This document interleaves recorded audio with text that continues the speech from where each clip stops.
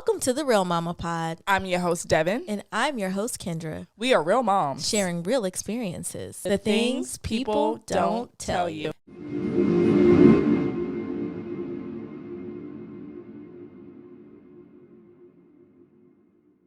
Hey y'all, the Real Mama Pod is back and we know we owe y'all some episodes. On this particular episode, Jared and I sit down and discuss 10 years of marriage.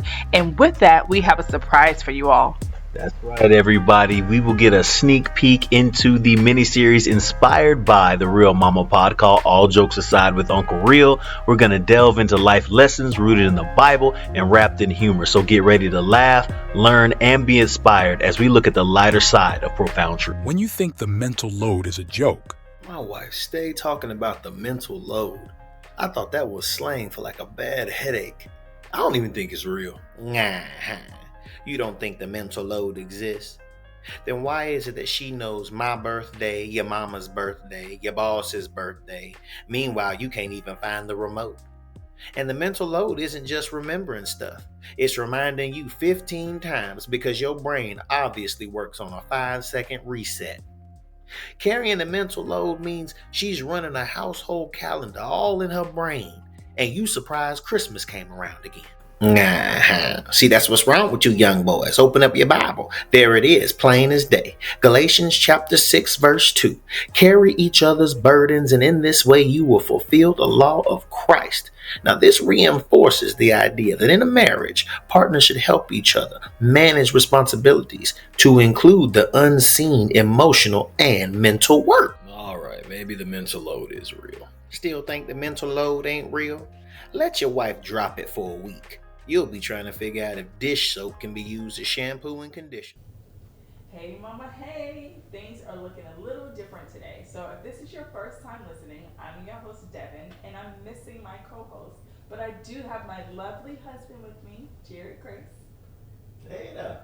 Welcome to the show, baby. I'm glad to be here yet again. I'm on my best behavior and no, I'm not Kendra. Okay. Well, if you guys are wondering, we are doing an anniversary episode. We are celebrating our 10th anniversary of being married, 17 years together, but 10 years being married. How does that feel? It feels like a journey. It feels like I can reflect on challenges, good times, not so good times, but I'm grateful. I'm grateful to have my wife of 10 years and my soulmate of 17. Oh, okay. Girl, you know I can be romantic when you want me to cut it off. Okay, so speaking of that, tell the people how we met. We met at Florida A&M University at B-Dubs. What is B-Dubs? Buffalo Wild Wings. Okay. If you know me more than 5 minutes, you know that I love hot wings. Love them. I almost wasn't gonna go out that night, but my brother called me up. He said, "Jared, do you want to go to B-Dubs?" I said, "Yes." I walk into B-Dubs, we're sitting down, we're drinking. My brother's older than I am at the time, so I'm drinking with him. Of course, I can't, drink. And in walks Devin Meach, fine as a bottle of wine. I think you just got done with like a photo shoot or something. She used to be a model back in the day or whatever it was. But she walked in and I said, "Damn," literally to my brother. I said, "Damn, that girl fine as hell." And I said it to this day. I said, "That's my wife. She don't even know it." And as we sit there, her friend ended up calling me over to the table because apparently Devin was choosing on your boy too. I was skinny and had hair back then. But so I go over to the table. Devin don't say a single word to me. But I think I grabbed her number. I grabbed her phone, put my number in it. 17 years later, here we are with 2 kids and working on 10 years of marriage. Yeah, that kind of sums it up. I was very embarrassed because I am a bit shy at first, and Chantel, I feel like, embarrassed the hell out of me by calling you over there and saying, "You fine, my friend fine, so what's up?" And She I was knew what just was up. like, okay, I didn't know how to respond to that. That was very out of character for me. And then you were like, "Oh, so she don't speak?" And I was just like, "Yeah, this is not, it's not good." And then your brother was like yelling across the restaurant, "Devin, you like my brother?" And I was like, "It's time to go. It's really time to go. Like, everybody's embarrassing me." But in true Jared fashion, you came back over And we chatted a bit, and you made me laugh. I will never forget. You were like, "Hey, I can't offer you a drink, but you want to refill my Sprite?" And I was just like, "What?" And I was like, "That's what you're offering me? Okay, Sprite. No, thank you. I don't know you like that. I don't want to drink after you. But thanks, but no thanks." And then I remember leaving because we talked the rest of that night. And I remember leaving, and I hear you with your little friends talking about, "Don't walk into a car, dog." And they were like, "Nah, you don't. That's gonna make you look soft." And so you didn't walk me to my car because your friends told you you were gonna look soft. Then I didn't hear from you. I was trying out for America's Next Top Model, and you called me, and your name popped up. I'm like, "Who is Jared?" Because I forgot. When I got home, Facebook was a thing, and you requested me to be your Facebook friend. I was like, okay. And then I didn't hear from you no more. And then you called me. This is when you say, "Hey, cutie. Good morning, cutie." You used to say that. And you was like, "Hey, cutie. It's Jared. I just wanted to call and wish you luck for America's Next Top Model, and hit me up when you get back to Tally." And then That's we had right. our first date. I did not walk you back to the car, but I did watch you walk away. That guy was sitting up. My bad. No, best behavior today. 10 years of marriage, we grown. Shit, but Okay. yes, man. Okay, you definitely threw me off. But I don't even know how to respond to that. Thank you. It's good. Thank you. You're welcome, girl. I guess. You're still sitting up today. Okay, baby. No, you're good. You're good. So, what is your most favorite thing about being married to me? My most favorite thing about being, you know what it is? It's always about having somebody. I think living life alone is hard, but to always have somebody to go home to whenever life is just life, whenever work is getting on your nerves, whenever you're just going through a valley in your life, you can always go home to somebody and they're there for you. I think that's my favorite thing about you. And you've been like that for quite a while. I know I'm a lot to deal with, and I know you deal with it. So I appreciate that. I never thought I was gonna find anybody who could, because I can't turn this shit off. No, you can't. But You are who you are. Your mom even told me, like when Yes. we were dating, What'd because she say? your dad, you were there. You were there several times. But you and your dad, the greatest men are just a lot of like grandfather, dad, you, uncles, all of y'all. Tony is different from y'all, but for the most part, y'all are like. And she was like, "Devin, are you sure? Because this is what you're gonna get. Like, it's no like, it's not gonna change for you." And I was like, "I think I'm good." So I mean, I stayed. Yes, you did. Yes, you did. And I appreciate that. So she tried to warn me, but I really think I am the perfect person for you. Honestly, I agree. I don't know who else would be able to I tolerate. just be by myself. If it wasn't you, it ain't nobody.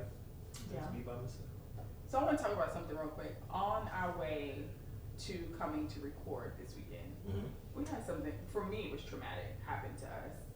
Oh. We were on our way to travel to Atlanta, and we were actually going to the Priority Pass place, whatever it's called, and you noticed a little boy choking, and so you were like, "Babe, that baby's choking," and I was like, "Oh." So I'm looking, we're both looking, we observe. We don't run right away because we want to make sure the parents need help before we cause chaos. Right. And that little baby started turning blue. And I'm like, "Jared, do something. I don't know what you can do, but do something. I'm going to call 911. I'm going to try to get security or whatever." And so initially we thought the baby was okay because he had 4 candies in his mouth. That's lodged. We didn't know it was 4. We thought it was only 1 because typically when kids choke, it's usually on one thing. So it came out and he was crying, but he was also gasping for air and turning colors. So you immediately stepped in and got 2 out. On my way to get security, I saw Mom and she's like, "Do they need help?" I'm like, "Yes." "Do you know anything?" Because the baby is still struggling and we don't know why. And so she's like, "Yes." So she got the baby on the floor and did another move. I watched her son while she was working on the baby, and he ended up being okay. And then 911 came and checked his vitals, and he was fine. I was so shaken up about that.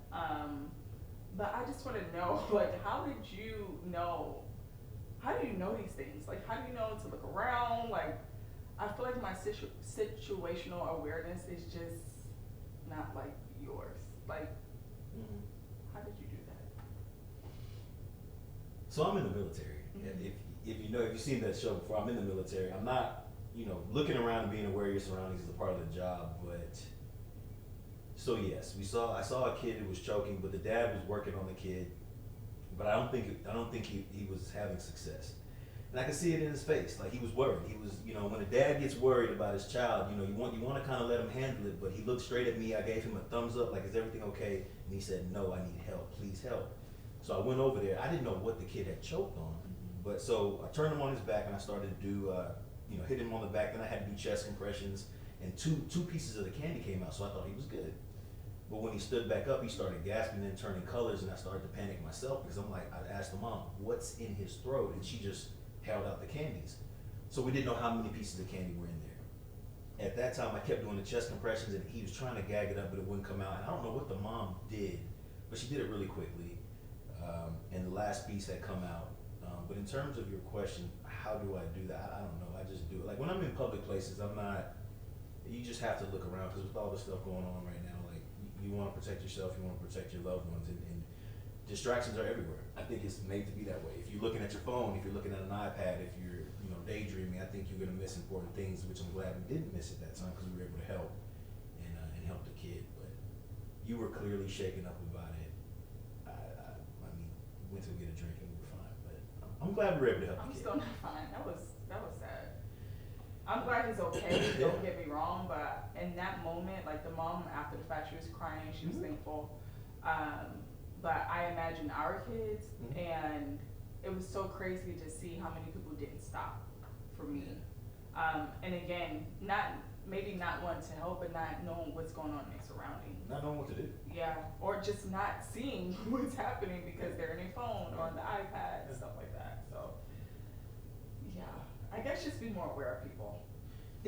But also, people laugh and they joke, and people think that you're, outlandish if you start talking about what to do in a situation where you actually have to react to save somebody's life. It's not a bad thing to take a class, take a quick EMT class, especially if you have kids. Choking is like high on the list for deaths of children. And so if you don't know what to do, if you have a child, what are you going to do? A lot of people want to depend on so many other people. No, you have a brain, you have a capability. Why don't you hone that skill so that you can protect the people that you love? And I think that's a good thing to do. And like you said, the dad was really grateful. He was like, thanks so much, man. The mom was crying. The sister was sitting there. She didn't know what to do. She felt bad. I think she was giving the kid the candy. But she was only 8 years old. You got a kid watching a kid. So things are going to happen. And if you're not able to react in that time, you're gonna assume a lot of risk in that situation. But I think you did a great job, man. I guess we're little heroes. Shit, I put my cape on. But again, I don't think we're heroes, so to speak. Like, right, the little badass boy put all that candy. But He was only 2. He didn't know any better. It was colorful. It was all the things. So I bet you won't do it again. I hope you or don't. maybe he does. I don't know. Yeah. I That don't was know. scary. But you're right. Thinking about having your own kids in a situation like that is scary. I would, if Jay did that, I would, do everything I had. And after that, I'd yell at him like, well, what the fuck are you doing here? Like, what was your game plan? All this damn candy. But I'm glad the kid is okay. Yeah. So 10 years of marriage. Mm-hmm. What are some tools to a successful marriage? There's so many. What are some tools to successful marriage? I would say the first thing, accept the fact that marriage is not supposed to be this, rainbows and flowers, just good times the whole time. Accept the fact that when you look on Instagram, people are showing you highlights, right? I can't tell you how many times we posted these beautiful pictures, and right when the camera went down, me and Devin are arguing like crazy people. Like stop doing that. Like, marriage is hard, but if you do it right, it's worth it. Nobody said it would be easy. And I can only speak from a man's perspective. I think a tool from a man's perspective is learning what it means to be a servant leader or a selfless leader. What does that mean? Well, it means a lot of things to a lot of people. To me, what it means is, when you make decisions for your family, you don't make decisions based off your own ego. You don't make decisions based off your own interest. It's for the interest of everybody else. right? When you think about that, that's not easy to do because it's thankless. Like you do things for everybody else. When do you have time to do something for yourself? Are you supposed to do things for yourself? Are other people supposed to do things for you? Understand what your role is as a husband and as a man in your household, because if you don't, you're going to struggle and you're going to lash out at you and at the kids. Because I've done it before, right? Like, I'm a completely transparent person. I am not perfect. When I was 19 years old, I was very different than I am right now at 37. Devin has seen that transformation. I think I've built some walls that Devin has against me, like myself, brick by brick. I'm going to build this wall so that when I get to be 37, I'm going to have to break them down myself. And I appreciate you for still, working on that. But I think understanding your role as a man, understanding your role as a husband from a male perspective, I think that's going to help you dividends whenever you decide to get married, especially if you're young. I think that helps. And then communication is key. Financial literacy is key. For the women out there, I'm gonna say it. Math is easy. You cannot take a number and subtract a bigger number and think you got some interest. Nope. That means you're going in the red. Okay? So you got to gauge your financial expectations together. I always say Devin has like financial ADHD. Boy, I tell you, just like, hey, can we focus? So financial literacy is key. Communication is key. Love is key. Romance, intimacy is key. You know what I'm saying? Sex once a month. Nah, they ain't gonna get a player. No, we gotta get nasty a little bit more. It ain't even gotta be nasty. It could be lazy. It could be lazy booty. I'll take the lazy booty. But get nasty every now and then. It could be lazy booty, whatever. Just give me the booty. Every day. Not shit if you want to. Yeah. Every other day. Okay, when you talk about social media, it's funny that you said that, because remember, someone called you because we don't wear rings, and one of the reasons why I don't wear my ring is because I outgrew my ring after having your big ass kids. I have this dream of my hands going back to the size they once were, and that's why I'm like, I'm not going to get it resized because I'm going to be able to fit that ring one day. I'm very close, but it's still not there. So we got matching tattoos, but really, forget you, man. So we got matching tattoos, but those kind of erased or whatever. But someone called you and asked you, like, we were still married, because neither one of us was wearing a ring.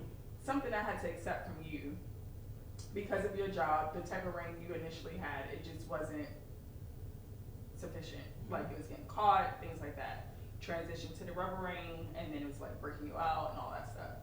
So I just was like, whatever. It doesn't really bother me because I feel like we're solid where we're at. I don't need a ring to, it keeps away men, but then again it doesn't. So it's just like, it doesn't matter, but I know where we stand and what our foundation is. I don't necessarily have to wear a ring. Now, if you would ask me this 10 years ago, I would have never felt that way. Like, I'm like, no, he has to wear his ring. I gotta wear my ring. I want to upgrade, all these other things. And it's crazy how my mind shift changed. Do you feel like you've changed around the ring idea? Yes. You said it. Your priorities change. All your insecurities then become securities. Like, but I am curious in who's still hitting on you. Let me know that later. But girl still got it. Okay. No, I told you to sit up. But listen, so to answer your question, the whole ring thing, who the hell says you're supposed to put a diamond ring on when you get married in the first place? That's the problem with marriages. This is what I'm supposed to do. This is what I'm supposed to do. I'm supposed to have this grand wedding. No, what you're supposed to do is be in love. What you're supposed to do is love this person unconditionally, so that you're not planning for a marriage, you're not planning for a wedding, but you're planning for a lifelong commitment. It don't matter what kind of ring you got on. It don't matter what kind of house you live in. It don't matter how much money you got. Are you actually happy? And the problem with us is we need everybody to think we're happy as opposed to actually being happy. That's bullshit. I don't care who thinks I'm happy. I don't care who thinks I'm mad or upset. If I can go home and genuinely say, I'm good right here, the world don't matter to me. And I think that's the problem in society now. They put on this face. And when you take all that shit off, you are really hurting inside, and that is self-destructive. That's real. That's the only way. The real mama pie. Okay. So when you think about our values, right? We got married, in my opinion, relatively young. 27 to me is young. especially since we were together since we were 19. And we've been through like times where we were really broke and struggling, all this stuff. When you think about 10 years ago, or you think about younger couples getting married, like what advice do you have for them? Again, just understand what you're getting into. What does that mean? Can you explain that a little bit more? So, as a young kid, you get married, and taking it back to intimacy, you think, oh, I'm gonna have sex all the time. That's not necessarily true. When you get married, you can't just hang up the phone and go in your little space. No, that person is now in your space. Now you have to talk. Now you have to communicate. And if you can't do that, you're just leaving open a lot of misery and a lot of pain. You have to, do you truly love that person? Can you love them if they were fat when they were skinny? Can you love them if something terrible happens and now they're handicapped? Unconditional love is very different than, you got this fine, sexy person in front of you. That person changes over time. Can you love them in their best? Can you love them in their worst? So for young people, it's hard. The human condition is we get old too fast and smart too slow. And so, if I knew what I knew, 10 years ago, what I know now, things would be different, but that's never the case. And so you really have to take a long look at what you're about to do, because it's really the most important decision that you'll make. Because you're about to give somebody some of your most valuable possessions that money can't buy. Like when I married Devin, I gave her my peace of mind, I gave her my confidence, I gave her my joy and my happiness, and I'm trusting that person to safeguard it. What if that person doesn't do that? What if that person turns what you're supposed to have, God given to you as a gift, and they turn it against you? That's, it says it right there in the Bible. Everybody knows I'm on this newfound walk, but you'd rather be living in the worst desert in the world than to be with a quarrelsome spouse, or it says quarrelsome wife, but you'd rather be in a leaky attic than being with a quarrelsome spouse. That stuff is real. Somebody can make your life a living hell if they chose to, and you need to trust that person to not do that, and you need to have the same respect for that person too. So just love people. Just love people. Just love people. It ain't hard. Yeah. If it's the right person, it ain't hard. That's true. That's true. Well, you make it easy. Girl, no, I don't. Stop. There you go, trying to put it on for these people. No, you make it easy. I know you get on my nerves sometimes, but you're a good life partner. So with your walk, you talked about, you brought it up. How has that changed you? Huh? How has that changed you? Oh, it's changed me quite a bit. So it's changed my mindset on a lot of things. Before I started reading the Bible, my opinions and my mindset was completely off, and it was completely wrong, to be honest. So now I look at marriage differently. I look at my role differently. I look at finances differently. I look at what joy means differently. I'm trying to change the best that I can, and it's not always easy because, like I said, I am who I am, right? I drink a lot, I cuss a lot, I say inappropriate things, but that doesn't mean that I don't want to be the best version of myself for you, for Drew, for Jay. I have to do that. And every day that I take a break, every day that I drink from that cup of mediocrity, it's a betrayal to my wife and my kids. And so I have to try every day to be 1% better in whatever aspect that is. And that's really what I'm trying to do. That's why my walk is changing. That's good, babe. Well, I've noticed a difference. No, you're not perfect, but I've seen a change, a massive change from when you first gave your life over to Christ to now. You're just, making a lot of progress. You're setting a great example for our boys. They love the Lord. Jay said the other day, I just love Jesus. That made my heart so happy. But yes, you're living by an example for them, and we couldn't be more thankful for that. So continue. I'll be here to rock with you and roll and hold you accountable. Lord knows you do that. You do that well. So who is Jared outside being a dad? Who is Jared outside of being a dad? I'm easygoing, lighthearted. I don't really easily get offended. I like to talk about. I especially like to talk to people who have different opinions than me, especially if they're not sensitive and if they can, I can take their opinion, they can take my opinion, and we can grow from a conversation. I love that. I love designing. I love creativity. I love building, and I don't really take myself that serious. We're here for a very short time. when you look at the grand scheme of things, and with every breath we take, we are getting closer and closer to an expiration date.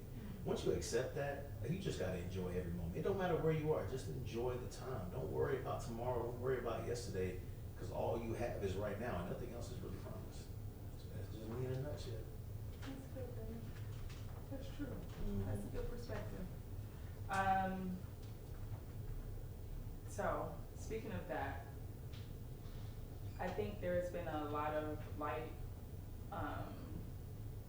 or I don't know how to say this, but in today's world with social media and all the access to information we have, men's mental health has been like at the forefront for my algorithm anyways. I feel like it's being talked about more, in my opinion. Not nearly as much as it should, but like we're hearing about it, right? Men are being a little bit more vulnerable on social media, on podcasts, things like that. You and Jonathan have shared things too. Do you think it's hard to be a man in today's society? You damn right it is. It is very hard, in my opinion. Because, and why do I say that, right? Like, you say mental health is at the forefront of this and that. I disagree. I don't think anybody cares about a man's mental health. And that, again, y'all know I'm gonna get on here, I'm gonna say confrontational things. This is just my opinion. I don't think people think that men's mental health is important. I don't think anybody ever talks about it. Like, except, I know we have a day, right? When is that day? We have a month. Yeah, the whole month of June is dedicated to men's mental health. Oh shit! See, I didn't even know that. But no, but the conversations are being had. You may not feel that way, but I don't, and I can't take that away from you. Yeah. So, your question was, how hard is it being a man in today's society? I would think first you have to define what a man is, which to me, depending on where you are in your life, is different. Where I am in my life right now, a man is the head of my family. A man is a servant leader to my kids. A man is a good example. A man is a moral compass. A man is bringing up his kids in the teachings of the Bible so that they can then do the same thing. A man is then loving his wife. And why is that hard in today's society? Because I think there's a lot of things going on in today's society that take away from manhood, in my opinion. And if I voice my opinion on something specific that I think takes away from my manhood, now I'm chauvinistic. Now I'm inconsiderate to everybody's feelings and this, that, and the other. But if you want me to be considerate to your feelings, then you need to be considerate to mine at the same time, and know it's not reciprocated. Do you have any questions for me? Of course I do, baby. I know that you've known me since I'm 19 years old. And what walls did I build that are really hard for you and me together to break down? And not because of anything that you did. I know for a fact that I built up some walls that I can't jump over, I can't go around them. I literally have to try to break those walls down and make our relationship better. What are those walls and how do I help break them down? Give me an example. What do you mean? You said you built a wall. Give me an example. I'm not tracking. Then I would answer your question. I'm not following. I'm not tracking. Okay. I think in relationships, right? Mm-hmm. If you don't have a clear line of communication or a clear pathway to communicate with your spouse, I think you're hurting the relationship. Not you, but like I know that I have created myself obstructions to allow me to come to you and talk to you, husband to wife. What are some of those obstructions? I feel like we talk about everything. So there's no obstructions? No. I mean, no. Not that I can think of off the top of my head. What did I tell you? Besides friends' business, I ain't telling you their business. I don't want to know your friends' business. So for instance, right, if I come to you and I want to talk about our finances. Oh, yeah. Okay, I see what you're saying. Yeah, I mean, I don't like talking about finances because you like to redline and do all the things, and it's uncomfortable, if I can be honest. Like, I feel like, growing up, I went without a lot of things, right? Being together for so long and so young, we went without a lot of things. And so, not that I'm saying I'm sitting up here shopping and buying name brand stuff or whatever, but I just feel like when there's a moment where I want to enjoy something, I want to be able to do that and not be able to like penny pinch and and hear you talk about the budget and how we save and how we try and do X, Y, Z. I hear that. Like I get that. But like you said, tomorrow isn't promised, right? So I feel like we should live our life a little bit. Like we saving up all the time and just buckling down, pinching every doggone penny to may not even have it tomorrow. So I feel like, yes, I hear you. Stop swiping so much, right? But I feel like I don't swipe that much. Considering, I feel like I'm kind of frugal. Like it's not like like if I buy stuff, it's like for the kids or it's like an experience. Like their birthdays, yes, that's a little different. But like it's not like I'm booking trips or something like that every 6 months or whatever. Like I have my things that I do, but it's not like to me overbearing, and to you, you're okay with just sitting in the house all the time. With you? Yeah, I mean that is okay, but not all the time. Like I want to do stuff, and we travel a lot through your job, and sometimes we're in isolated places where there's not much to do. So sometimes I feel like we need to take advantage of where we live now because we may not have that anymore. And you're just like, we need to sit in the house. When I was growing up, we ain't going nowhere. I'm like, that's not fair to me or the kids. Like, nobody want to sit in the house all day or be outside all day, every day. I'm okay with being outside or whatever, but I also want to do stuff. I didn't grow up like that. So we did stuff on the weekends. We didn't just stay in the house. And it was a lot of us. My mom still found a way, so yeah, you're right about that. I got you. That was helpful. Yeah. That right there was helpful to me. Because at home we wouldn't talk about that. But we can sit here and talk about it on the mama pod. No, well, you just don't want to listen because you think I just want to spend money. No, I don't think you wanted to spend money. No, I know. No, you've said that. But you wanted to spend money. You know what? Ain't no thinking about that one. But that's the thing. When you want to spend money, it's fine.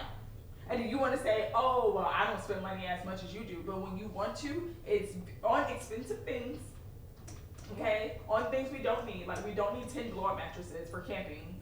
Like, we just don't. Just because this one fits in the carry-on. Like, we don't need that. But I don't sit here and be like, oh, Jared, that's a 10 blow-up mattress. Like, I don't do that. I let you get your little things. Another tidbit. For folks out there, don't exaggerate when y'all trying to talk through things. We don't have 10 blow-up mattresses. You tell me how many we count got. at least 6. How many do you actually blow up? So here's let me tell y'all what she's talking about. So I bought 4 camping compact tactical blow-up mattresses. And how many do we have? I did it. Hold on a second. I did it. I bought them because there's 4 of us, and damn it, I don't feel like packing my car all the way to the brim like we are PCSing, permanent changer station, moving across the country just to go camping. So I bought 4 nice small, they're about this big, right here. Huh? Asking for a sponsor after this. But anyway, yes, I bought 4 blow-up mattresses so that we can go camping. You want to know what my wife does when we go camping? God bless her heart. She asks someone else to set up her chair. And I said that very intentionally. She don't even set up a chair. She sits in the chair and she says, Jared, let me know when the tent, the blow-up mattress, the sleeping bags, the fire, the grill is done. And I look at Jonathan, my boy, and I look over at him and he just shakes his head. And we got this unspoken bond. Because Kendra's the same way. I said it. Kendra, 2 peas in a pod. That's the... So... I buy things to make it easier on easier on me. Easier on me.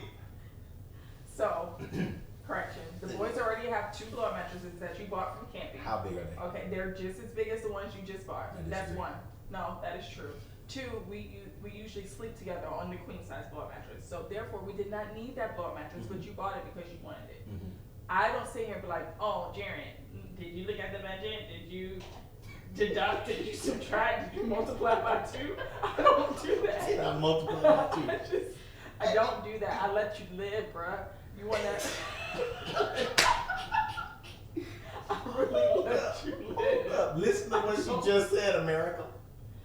Both both of us sleeping on the queen. Now y'all ain't blind. Look how big I am on this. You think I'm about to sleep with on this queen size mattress? It's a decent size mattress. And by the way, if you have a wife, you can have a king size bed, but she wants to sleep in the fetal position in the center of the bed. How much space do you have left, America? You want to divide then. That's when you don't want to multiply. You want to divide that shit by 10. You are on the edge of the bed about to fall off. So yes, I bought the blow up mattresses. And how much were they, Demish? I don't know. Exactly, because I managed the budget, damn it. And if I want to spend money, I'm going to spend that doggone money. Exactly. You want to spend on what you want to spend on. To your point, all jokes aside, to your point, you're absolutely right. And that's helpful too.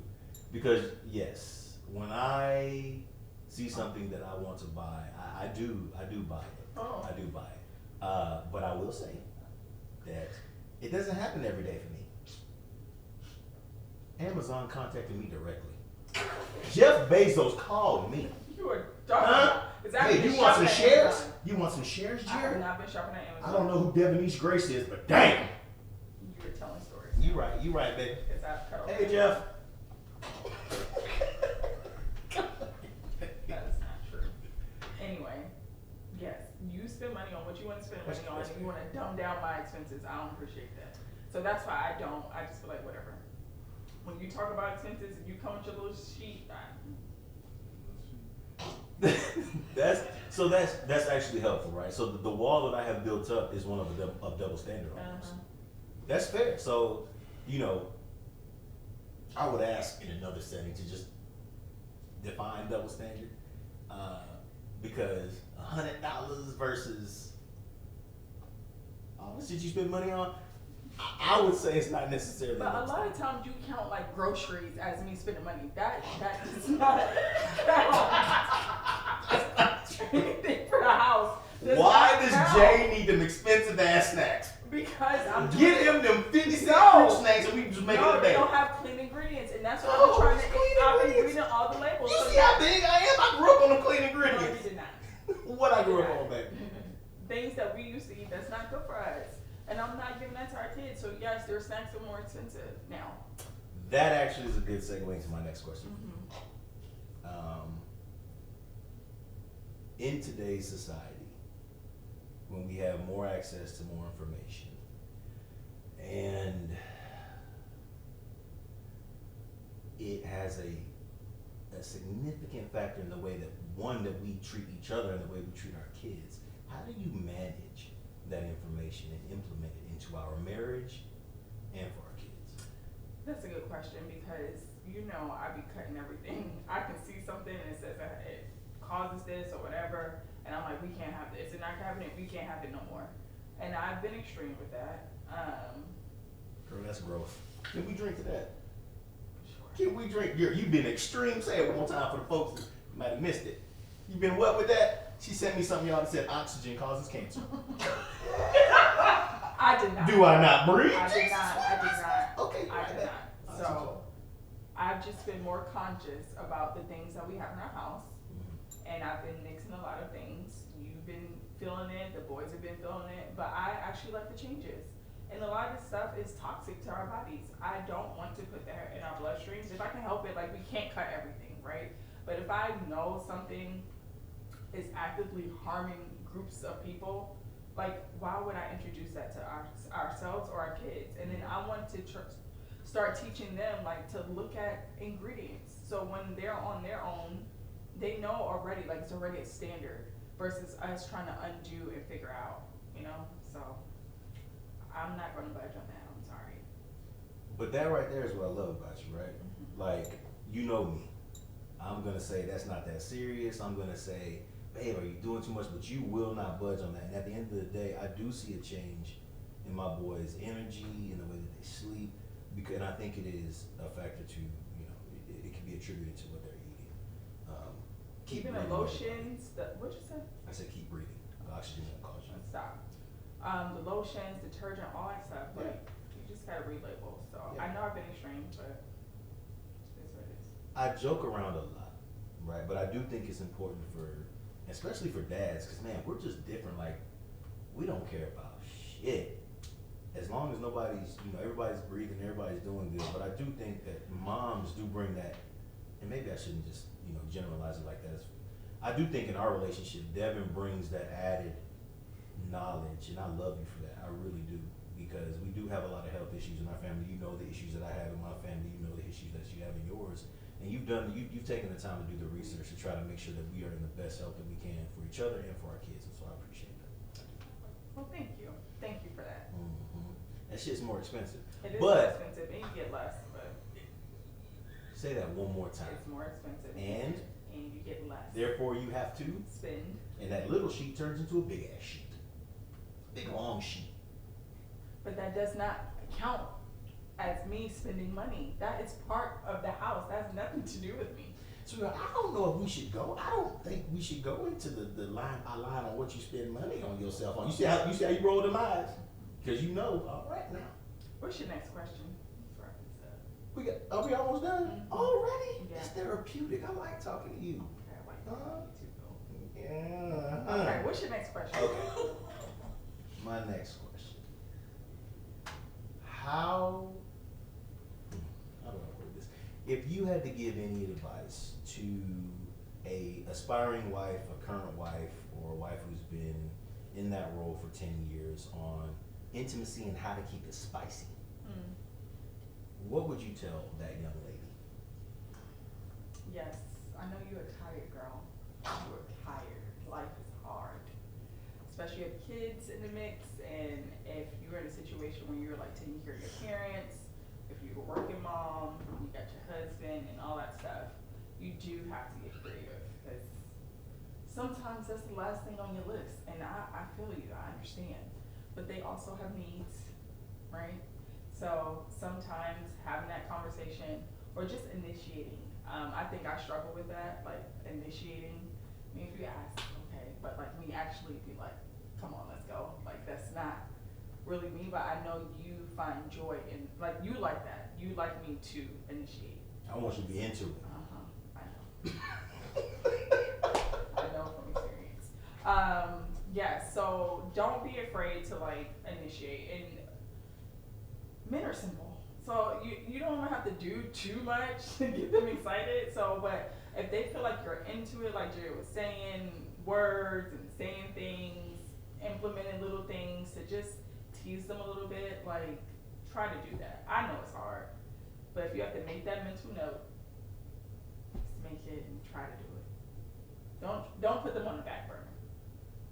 That's good advice. Yeah. And like she said, we simple. You just roll up and be like, "What's good, Big Daddy?" Oh, we good. There it is. Light switch is turned on. That's all you gotta say. Just do that right there, then lay down.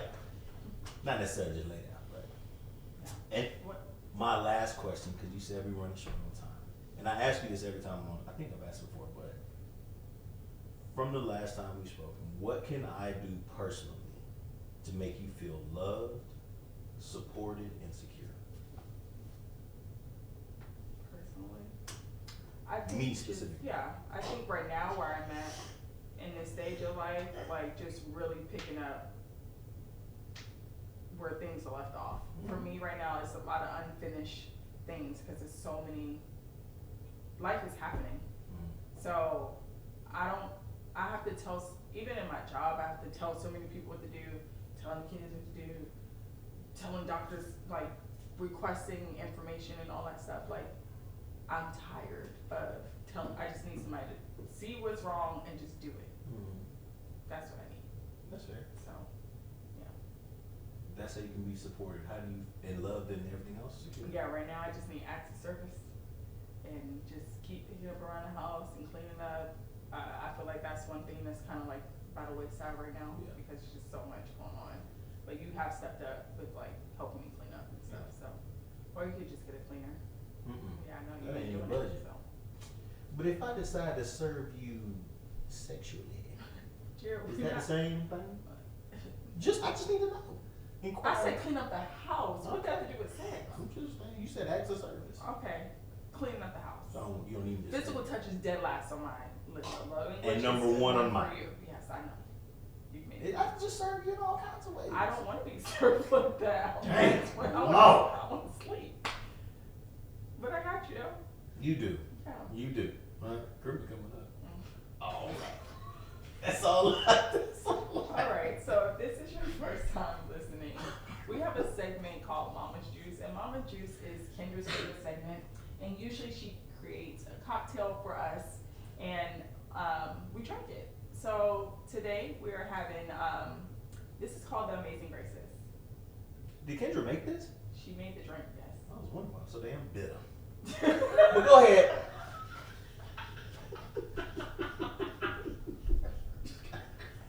Jared, A touch of sour.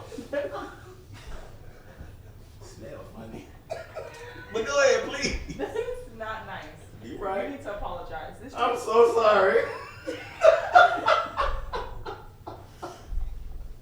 This drink tastes very good. Look at you. You taste the bitter. No, it is good. The ingredients in this drink, the Amazing Graces, is Prosecco wine with sage and orange. It's really good. It's really tasty. Although Jared is cracking jokes, his drink is almost done. So that means he likes it. So, yeah, cheers, babe. Cheers.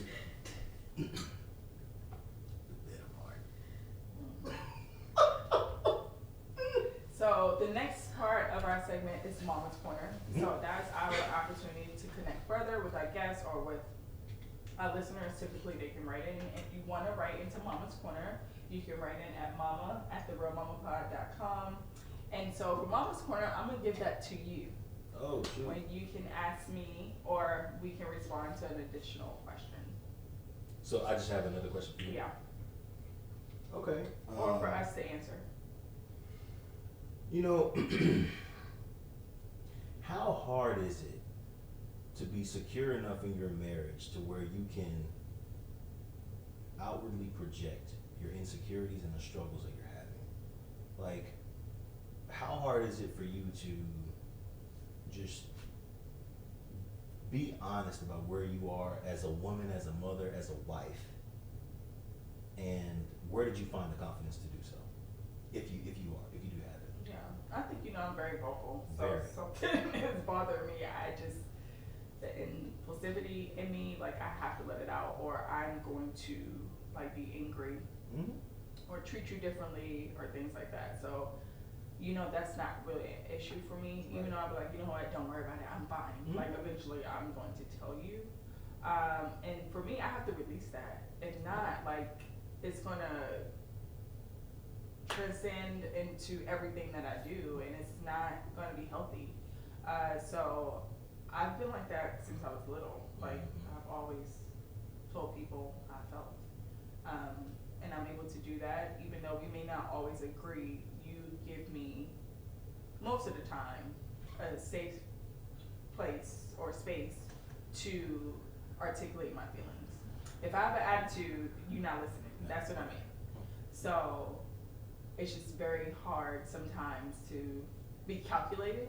And so sometimes I want to like yell and scream or whatever, and then you might take offense to that. So I have to make sure that, it's not coming off disrespectfully. But if it's calm, cool, and collected, for the most part, you're listening. Now, if you know you piss me off, then you kind of let me be. That's how I know you're wrong, because then you be like, whatever, you got it. But, I appreciate that, sweetie. And I do want to tell you from the bottom of my heart, I love you to death. You are my person. We've been together for 17 years, going on 10 years of marriage. I do appreciate, like I said, I know I'm a lot. You've been there since day one. You've seen my growth, and I appreciate you helping me transcend and go farther beyond the growth that I do have. So I love you for that. I love you too, babe. Thanks for being my ride or die. Thank you for just providing safety for us. Like, safety is very important. And I know if we don't have anything, and people always say this, if like the zombies do come to a thing, they come into our house because they know we got all the things. Everybody. That's another thing he spent money on. Things to save us from zombies. Like, why are we buying things like that? That only happened when you became friends with Kendra. Look at her. Okay, it's real. Half the time she look like she gonna bite the shit out of somebody.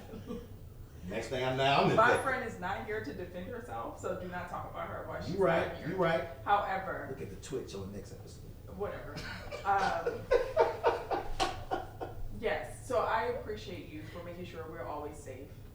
making sure we have what we need to be a successful family unit. So I love you for that. Thank you, baby. I love you too.